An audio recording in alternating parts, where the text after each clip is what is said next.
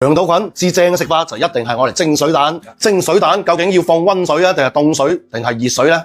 點樣蒸啊先香滑得嚟又唔起風豆呢？一個視頻話你知。準備啲和暖水，浸開啲羊肚菌佢，大概浸佢20分鐘就發得好靚噶啦。嗱，啲羊肚菌呢，我哋剪開佢，洗一洗裏邊邋遢嘢同埋灰塵就可以噶啦。至於啲雞蛋呢，咁3隻好4隻好就睇幾多人食飯啦。但係啲蛋呢，一定要發均勻佢喎。雞蛋呢，要發到唔黐筷子，而且呢，舉起筷子之後呢，可以拉咗一條直線嘅，咁就可以啦。蛋呢，係唔受味食材嚟嘅，所以我哋鹽一定唔可以放得多，大概2克5對都得啦。放鹽呢，除咗俾底味佢之外呢，可以令到佢快速凝固。咁水嘅比例幾多呢？就1碗蛋就碗半水吓。嗱，除咗凍水唔放得之外，其他熱水、溫水都可以放落去。咁樣唔單止可以有效將裏邊嘅空氣排出嚟，唔會形成蜂窩，整出嚟蛋呢都會特別滑嘅喎。嗱，你要大人細路都啱食嘅話，就記得放20克嘅淮山粉落去。咁整出嚟蛋呢就好似布丁咁滑噶啦。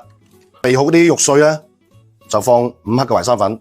嗱，淮山粉點樣落呢？平時氹糊仔又好，蒸肉餅又好，1斤嘅食材呢就20克嘅淮山粉，咁樣嘅比例呢就啱啱好啦。將撈好豬肉呢平鋪喺碟底裏邊，再用蜜漏呢隔走蛋液裏邊多餘嘅殘渣。我哋再用羹呢撇走多餘嘅泡沫。我哋唔單止水嘅比例控制好，水嘅溫度控制好，咁啲蛋呢唔單止會唔起蜂窩啦，而且仲滑過西施㗎喎。再放入浸好嘅羊肚菌，用保鮮袋或者用碟吸住佢。凍水落鑊，全程大火蒸佢15分鐘。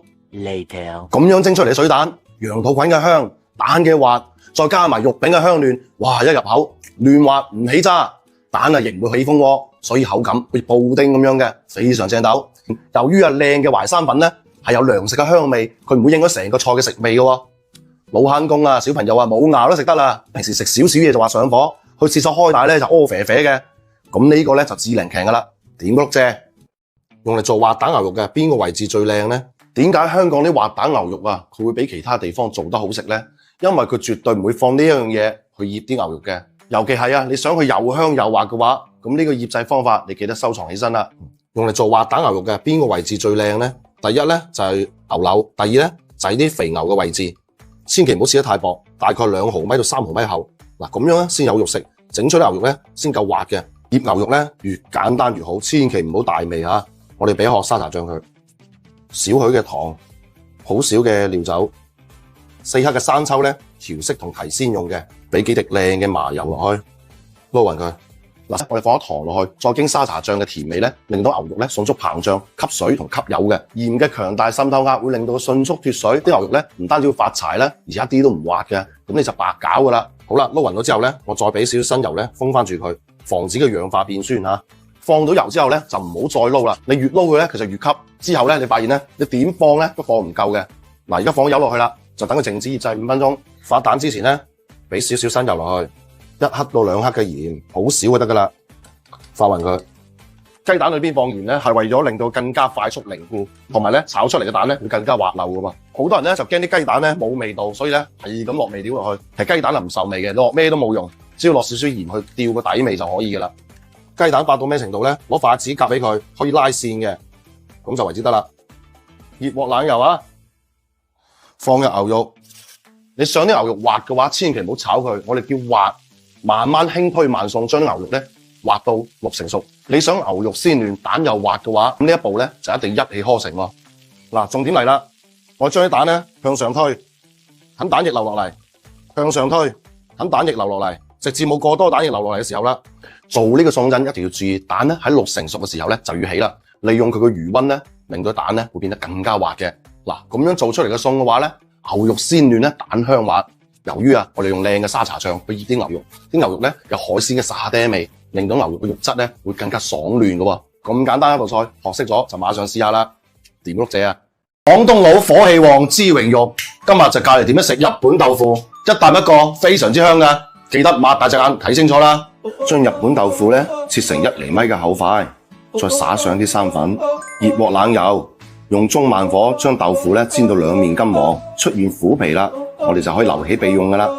保留底油，放薑、蒜、肉碎進行爆香同炒散，放入茄瓜丁，用豉油、蠔油、糖、XO醬進行調味，倒入100毫升開水，轉中慢火燜煮10分鐘，用生粉水轉大火收汁至濃稠。最後將炒好嘅肉醬淋返上豆腐上面，再俾啲迷人嘅蔥花，哇，鮮香嫩滑，真係回味無窮啊！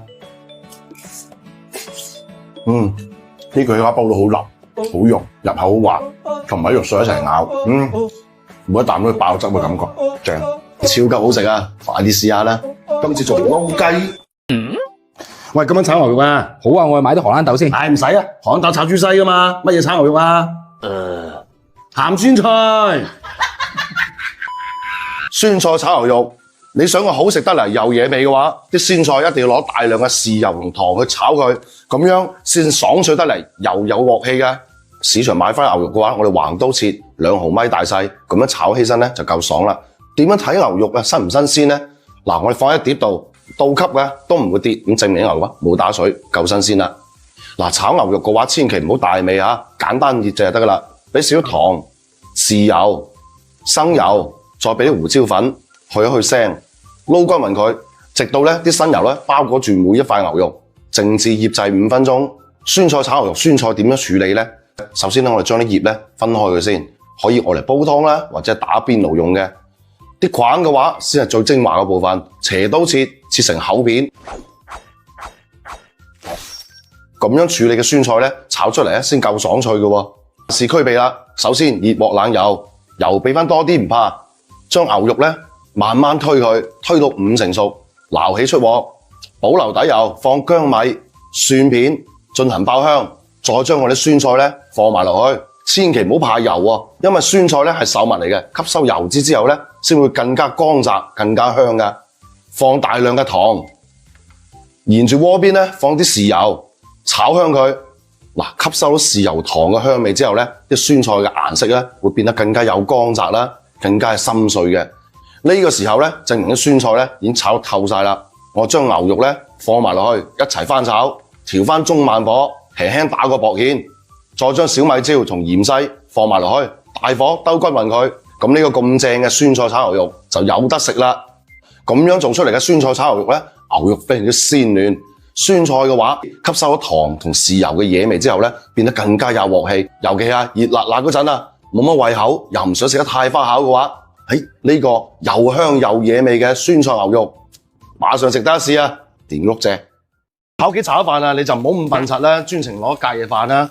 你將啲靚嘅飯啊煮熟咗之後，攤翻凍佢，一樣可以做到咧收水啊，同埋粒粒分明嘅效果嘅。首先將啲雞蛋咧同蛋黃分離先嚇。至於落幾多嘅話咧，就睇自己飯量而定啦。俾少許嘅鹽，少許嘅白醋，發勻佢。白醋咧會令到蛋白咧更加鮮味，咁我食落去咧就有蟹肉嘅感覺啦。熱鑊冷油啊，倒蛋白落去。嗱，攞入鑊鏟咧打散佢，打散咗之後咧食起身就更加似蟹肉啦。好，留起佢，留起備用。將蛋黃倒落喺隔夜飯度啊，俾少許嘅鹽。胡椒粉撈均勻佢，撈到咧完全包裹住晒啲米，粒粒都金黃色嘅，留起備用。燒紅隻鑊佢，今次咧我哋要俾好少油啊，少少油得啦。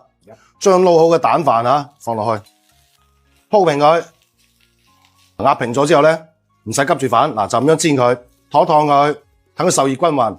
好啦，有一面咧煎至定型啦，我哋咧就反一反佢。千祈唔好炒到咧，好似米乾咁嘛，佢識跳舞就可以噶啦，仲有啲水分咁最靚仔噶啦。咁之後咧，我哋進行調味，調味好簡單嘅啫，俾少鹽，鹽管味糖管先，埋好少嘅糖落去，咁就 OK 噶啦。好，兜勻佢，我哋留一個空位喺中間。根據個人喜歡我哋放適量嘅蛋黃醬落去。呢啲蛋黃醬咧，比我哋放鹹蛋咧，第一容易炒，容易出味，而且更加甘香。呢度咧，我要調細火。慢慢將蛋黃醬推開佢先。呢個蟹黃炒飯呢，我哋唔落一滴蟹黃嘅話，都有香味嘅話，就係靠呢個蛋黃呢帶出嚟嘅鮮味嚟㗎啦。將我哋炒過嘅蟹肉放落去，蔥綠一定要有好，快速兜勻佢。我哋見到啲蔥綠開始有油光啦，嘅時候呢，就食得啦。點樣定義一碗炒飯靚定唔靚呢？每粒米都裹住蛋，食落口乾身得嚟，唔韌口。咬落去嘅話，米係有汁水，而且又唔黐牙，每一啖都可以食到蛋黃嘅甘香。咁樣呢，就係一個靚嘅炒飯嘅標準啦。而且今日仲加埋呢個咁靚嘅蛋黃醬，唔單止起沙咁強，只要落少少醋落去啫，成個飯呢食落去就好似落到蟹黃一樣咁鮮美同埋咁野味嘅喎，係咪好簡單呢？學識咗就馬上試下啦，掂個碌蔗。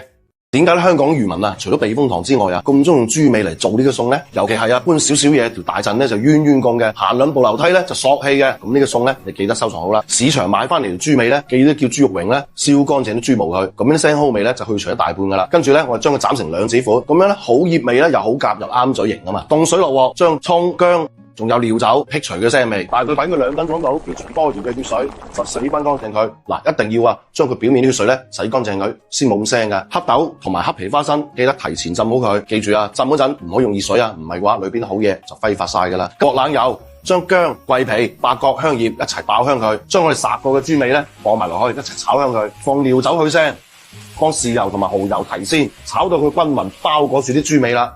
我哋將豬尾轉入砂鍋度，將提前浸好嘅黑皮花生同埋黑豆放埋落去，滾水過面，我哋再放入冰糖落去，跟住吸蓋，大火煲滾，轉細火燜佢45分鐘就有得食啦。用呢個方法做出嚟嘅豬尾呢，唔單止軟糯，而且呢骨都有味嘅。由於我哋冇過大調味啊，就係攞豉油再加糖嘅醬香味，所以成個菜呢濃香得嚟嘅話係非常之野味嘅。尤其係黑皮花生同埋黑豆煲完之後呢，佢唔單止粉糯香啊，食口非常之甘香嘅，再融入啲豬手裏邊度。哇！一啖入去，真係幸福到不得了。尤其係搬少少嘢，條大陣呢就冤冤降嘅，行兩步樓梯呢就索氣嘅。咁呢個餸呢，你記得收藏好啦。咁簡單咁易做，學識咗就馬上試下啦。掂個碌蔗啊！喺屋企做肉話，究竟用豬邊一個位置為之好呢？尤其係你想佢香得嚟又有口感嘅話，咁呢樣嘢你真係要捨得放喎。做肉話呢，我哋用到係豬展肉，佢唔單止肉質緊實啊，而且佢筋膜呢比較豐富，做起身嘅話，啲肉話呢就比較有彈性嘅。要口感好嘅話，首先我切細塊，跟住用刀呢剁碎佢，咁樣做出嚟呢先爽口彈牙嘅。剁到呢大概係火柴頭嘅大細，跟住呢酌量放入薑蔥水，順時針去撈佢。新鮮嘅豬肉呢，佢會脫水現象嘅，所以呢我哋放少少薑蔥水落去，順時針撈佢5、6下，要睇佢狀態而定。薑蔥水一定要少量多落。撈好豬肉呢，我哋放啲淮山粉落去，再放少少鹽調味，放胡椒粉增香去腥，蠔油提鮮，再放豉油呢提色增香。順時針撈佢3、5、7下，再呢熱呢就留嚟煲湯。啲梗呢切粒放落啲豬肉度，再加少少料酒去腥，順時針方向撈到豬肉起膠啦。跟住呢，我再撻佢7到10下，令到啲筋性呢出埋嚟，咁啲豬肉呢就夠晒滑溜啦。熱鑊冷油，放2片薑片，再將菠菜葉呢去炒佢，咁樣呢可以達到去青同去腥作用嘅。菠菜葉去咗青之後呢，我哋就放滾水，調翻細火，保持蝦眼水。嗱，喺手度呢搽少啲油，咁啊唔會黐肉啊嘛。將豬肉呢捏成肉丸。逐粒咁樣放落啲水度，等啲肉丸呢重新定型之後呢，我哋放少鹽去調味，重新開大火佢，煲滾佢，吸蓋焗佢2分鐘就有得食噶啦。咁樣做出嚟嘅生滾湯呢，啖湯呢係非常之清甜嘅。由於我哋肉丸攞淮山粉嚟代替生粉啦，所以食落去呢係好糯香嘅。咁肉丸嘅口感嘅話呢，唔單止爽口啦，又鬆軟，大人細路冇牙都食得嘅。咁簡單，學識咗就馬上試下啦。掂碌蔗啊！如果你問喺廣東最有人間煙火氣嘅老火靚湯係咩湯，6個人7把口話俾你知。一定係佢，沒有之一。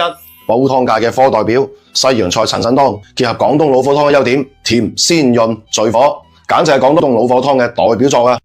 詳細做法記得收藏好啦。呢個湯正唔正斗，陳腎嘅好與壞就至關重要啦。陳腎又稱為臘腎，用簡單嘅鹽油糖醃製，再經749日嘅風吹日曬，乾身油亮，鹹鮮同埋陳發之後嘅臘香味非常之濃郁。用嚟煲湯啦、煲粥啦、煮餸啦，放一隻落去啊，真係回味無窮，熱接班嘅呢。靚嘅陳腎千祈唔好飛水啊，唔係嘅話再靚嘅陳腎都被搞崩晒啊。簡單洗一下，切唔切就由得你，留起備用。準備隻砂煲，冇嘅話燉盅都冇問題。放焯好水嘅雞腳、瘦肉、陳腎、紅蘿蔔、蜜棗、補中益氣嘅陳皮、南北杏、薑、細洋菜，放入適量嘅純水煲滾佢，轉中文火煲1個鐘就有湯飲啦。西洋菜一定要煲到佢變褐色腍身啦，咁證明呢，佢已經出晒味啦。哇，咁呢啖湯啊，真係香味撲鼻，鮮香濃郁，平氣益肺，開胃消滯。整翻碗啊，塊面紅卜卜，個身暖粒粒，點個碌蔗啊！哇，有咗陳腎嘅加持，成碗湯一啲鹽都唔使落，非常之鮮，非常之好飲。屋企有小朋友嘅，快啲煲俾佢飲下啦。今次做撈雞。